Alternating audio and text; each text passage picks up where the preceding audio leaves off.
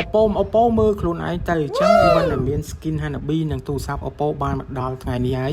event នេះដែរគេចែកចេញជា3ធំៗទី1គឺ event បង្វិលយកទូរស័ព្ទបើសិនជាអ្នកទាំងអស់គ្នាបង្វិលចូលទូរស័ព្ទយកទូរស័ព្ទក៏បានឬក៏បដូរយកដល់មកខៀវក៏បានចំនួន 15000 AQQ តែគ្រាន់ថាចុចទៅលើរូបទូរស័ព្ទហ្នឹងអត់ឃើញមានដាក់ឈ្មោះប្រទេសកម្ពុជាយើងនៅក្នុងហ្នឹងទេហើយព័ត៌មានទៅជាយ៉ាងណាចាំអាប់ដេតជូនអ្នកទាំងអស់គ្នាតាមក្រោយទៀតទី2គឺ event បង្វិលយក skin Hanabi នៅពេលដែលគ្នាយើងបង្វិលជាប្រចាំថ្ងៃគ្រប់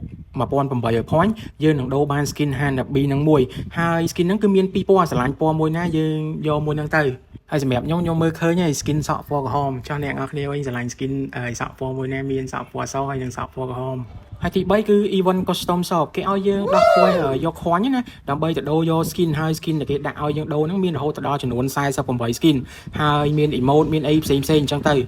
ហើយជាចុងក្រោយអត់មានអីក្រៅតែពីពាក្យជូនពរគ្នាយើងនឹងខ្លួនឯងទេបង្វិលចូលទូរស័ព្ទអីបើសម្រាប់ខ្ញុំអត់យកទូរស័ព្ទទេខ្ញុំសុំដូរយក AQQ អីចេះតែសម័យហើយ